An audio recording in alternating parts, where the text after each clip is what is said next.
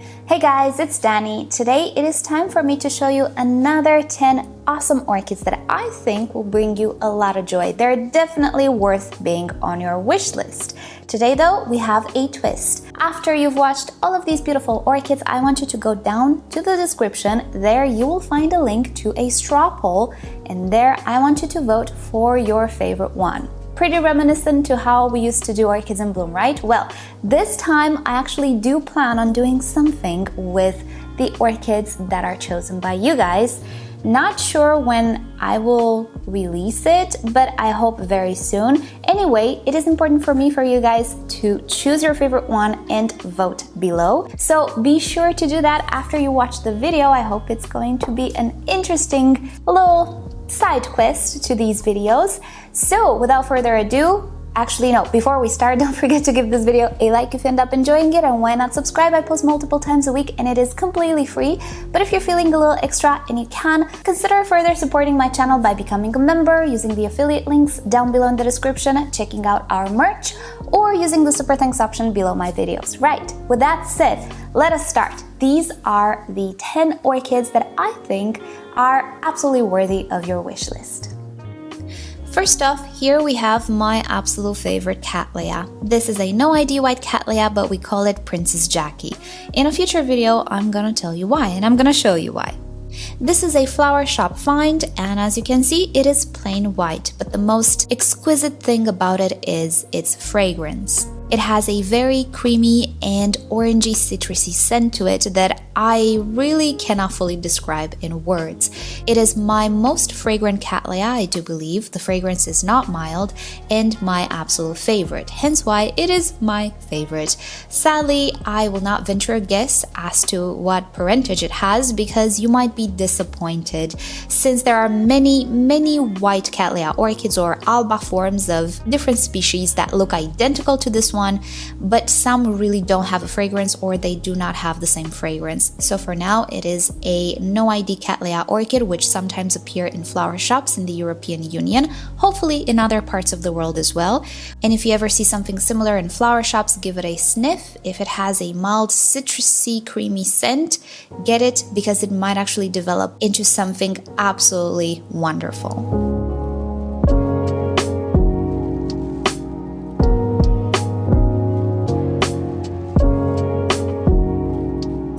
Next up, this is the Oncidium Heaven Sent Redolence, which is a sort of a dupe or replacement for the Oncidium Cherry Baby. Now, there are quite a few things that I prefer about this one. First of all, the coloration is a little bit more exciting. It has, as you can see, a nice white lip and a burgundy flower, whereas the Cherry Baby seems to be a little bit more burgundy. The flower spike is a lot more compact, but the best of all is the fragrance, which is identical to the Cherry Baby. It smells like chocolate, in my opinion, milk chocolate, that is. Some people do describe it as vanilla or just very sweet, so it will depend on how you detect fragrances, but most people will agree that it is indeed a very chocolatey fragrance.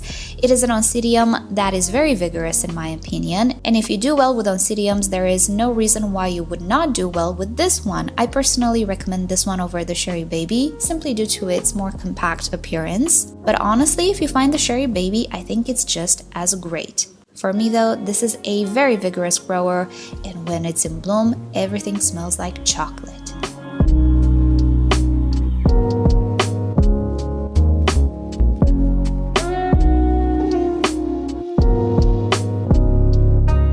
Next up, Phalaenopsis bronze maiden. I did not include it last month for whatever reason. This is a Phalaenopsis that not only has beautiful blooms but also beautiful foliage. However, I think you can tell why the name Bronze Maiden. The flowers are orangey bronzy, and they do actually shift a little bit coloration as they age. When they first open for me, they're a little bit more purple, and as they age a little bit, they go into this beautiful goldeny honey color, I would say. Not only that, this orchid is also fragrant. Do we notice a pattern here? Yes, I love collecting fragrant orchids. She's a Schilleriana hybrid, so if you know that one, well, this one has the exact same fragrance. It is a more mild fragrance. I don't think it will kick you out of the room, so if you have issues with fragrances, I don't think you're gonna have issues with this one, really. Soft and powdery, the fragrance is very, very floral, and I don't think you'll be really offended by it as you would by, I don't know, a Nelly Eiler. Other than that, this orchid blooms in the springtime. For me, takes the same care as any other, let's say, flower shop Phalaenopsis. It is not a summer bloomer, and you should treat it just like any other Phalaenopsis and it will do great for you. It is quite a vigorous hybrid, vigorous grower, root producer, and I do see that year after year the blooms look better and better. Definitely highly recommended. Just know there is quite a bit of variety on the market. The flowers might be a little bit more pinky, a little bit more coral, a little bit more bronzy, and this is because most of the orchids available are obtained from seeds. They're not cloned, so you never know what you're gonna get, but it's gonna be similar to this one.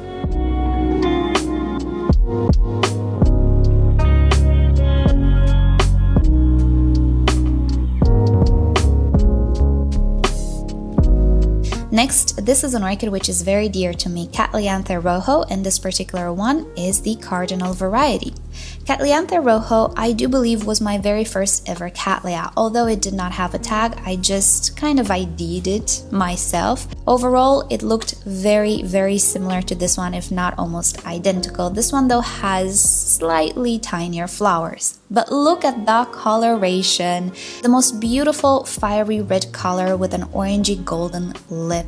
How wonderful is this orchid? There is something missing, and that is the fragrance. This is not a fragrant orchid, but for some people, that is actually a plus. The orchid herself is kind of tall, and the flower spike again is very tall. It has more of a cluster blooming type of a habit, so instead of having a few big flowers at the top, you tend to have a cluster of blooms, pretty similar to how epidendrums or reed epidendrums would bloom, but it stands out. So if you're into very tiny, very colorful flowers, this is definitely the orchid for you. Sadly, it blooms only once a year for me, and I do believe that is a normal blooming schedule, but other than that, I absolutely adore the color.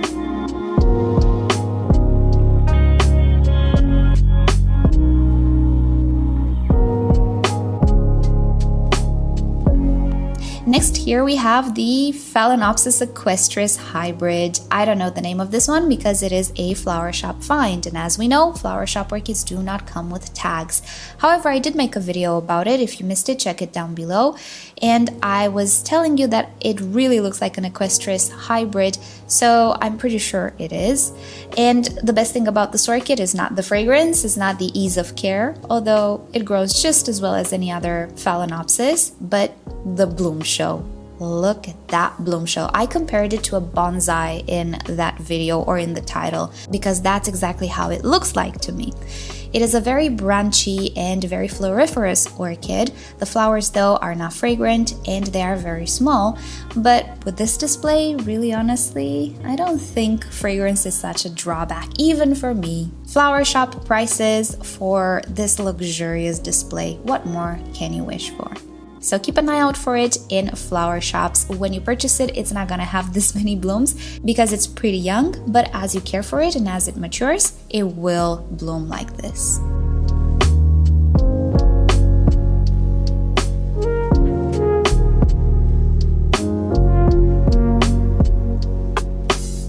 Next up, crowd favorite Phalaenopsis mini mark, and with good reason. Can you think of other Phalaenopsis orchids that have this beautiful orange pattern, this wonderful orange lip? Not so many, maybe a few species, but with the hybrids and in this combination, not so many. I absolutely adore the contrast. I am a sucker for yellow and white contrasts or orange and white, and this one ticks the boxes. Not only that, but it produces tiny dainty little flowers, which are my favorites, and if cared for properly, it makes a ton of blooms, as you can see. Mine is not fragrant. You will see people on the internet saying that theirs is a little bit fragrant, so you might have the surprise to have a bit of a scent from yours. I've never had a scented one, but really, if it's that lemony, dusty scent that other Phalaenopsis might have, I can live without. I'm okay. I'm really into this wonderful dotted pattern on the blooms. And of course, the contrast between white and orange. I just love this one. This orchid can be available in flower shops, but more specifically in orchid nurseries. If you're looking for it, just search for the name. It's not an uncommon orchid. It is actually a very, very, very popular and common orchid, and I think it's absolutely worth considering.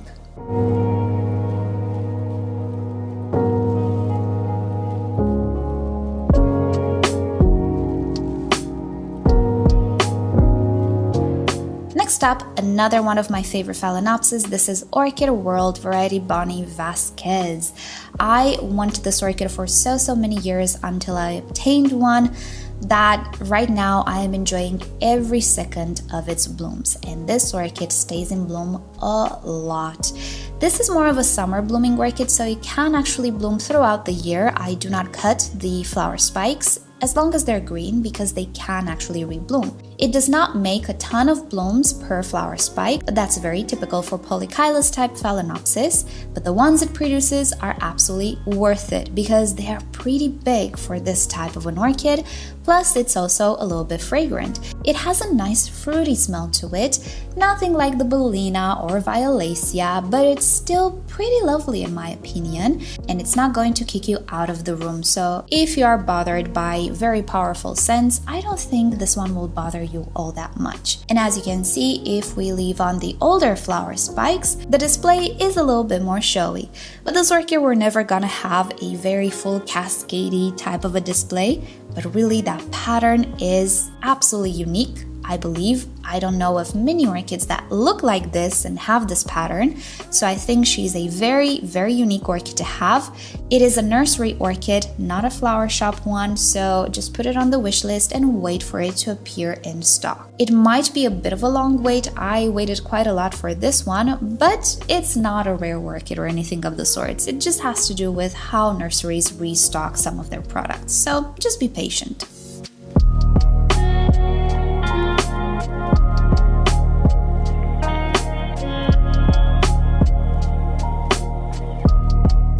Next up, here we have Renanthera monachica. This is, I do believe, my favorite Renanthera species of all. Not that I had too many of them, but look at that pattern. It looks like an orange orchid, right? Well, actually, it's a bit of a yellow orchid with lots of reddish, orangish dots, and overall, it makes for a really nice orange display. Some of you might know this orchid for a lot of time. It's again one of those orchids that I've always wanted, and I tried with one for a few years, but that one I do believe had a virus or something, never did good. This one though is growing very well for me and it blooms very well, so it's definitely not a difficult orchid. Takes, I would say, Vanda care plus a little bit more thirsty than a Vanda, I would say, but other than that, very much Vanda care, and I personally keep it potted. So it's not a hard orchid to grow, but I do believe maybe some on the market back 10 years ago, they had some issues. Nowadays though, I think everything should be fine, and if you ever see it and the price is right, I do recommend it because it's not a fast grower, it's not a huge orchid, it's suitable for home growing and windowsills, and this display, which happens once a year sadly only, is to die for. And also it has a little bit of a scent, nothing very dramatic though. It's there in case you wanted something a little bit scented.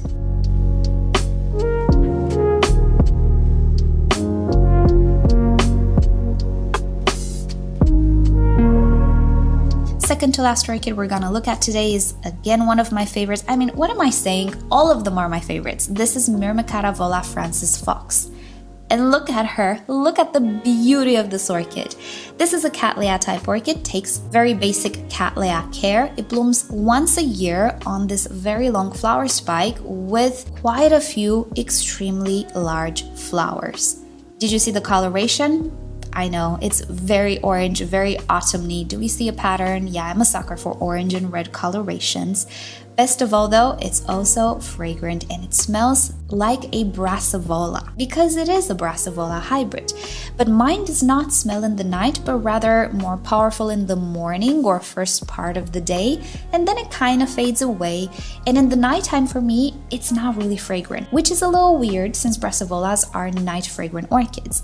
Anyway, this is, I believe, one of those staple orchids into any collection. It's such a beautiful, beautiful orchid, and honestly, the camera does not do it justice. If you see it in reality, and I'm looking at it right now, the dimension and everything, and the colors are just more beautiful in reality.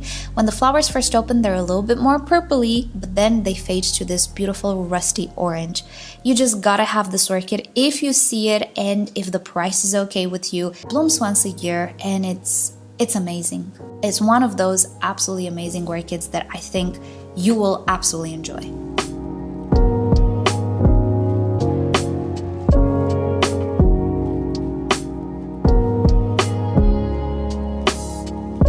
Last orchid I'm going to show you today is another Phalaenopsis. This is Sogo Vivien, the variegated version.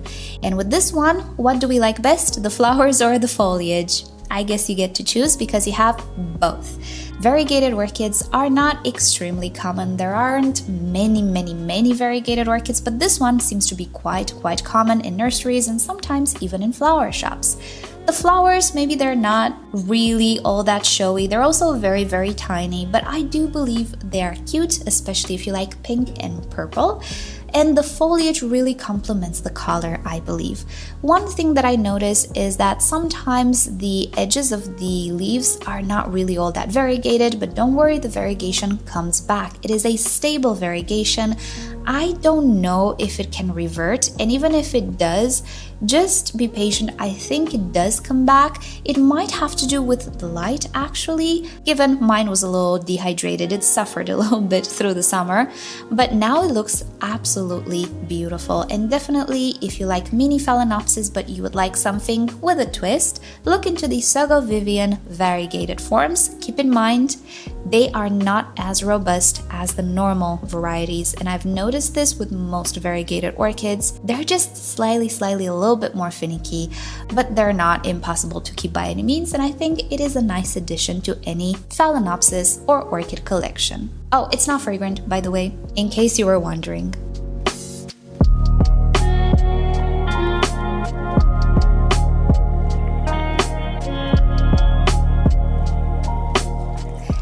Those were the 10 orchids that I selected this month. They're not necessarily all in bloom right now. Most of them are, but this is how the series is different from Orchids in Bloom, even though it is a monthly series. So I'm really curious what orchid you guys loved the most. I personally love all of these. That's why I grow them, that's why I show them to you, and I try to find the ones that are special, the ones that have a certain something that will make you feel special without paying the bank, without emptying the account. You guys know I'm not into very expensive plants. So all of these orchids are easy to grow. You always have tutorials down below my videos. And wherever I don't have a tutorial, it's gonna come soon, and I'll just put it there at a later date. So yeah, thank you guys so much for watching. Hope you've enjoyed hanging out with me today. Really curious what orchid you enjoyed most.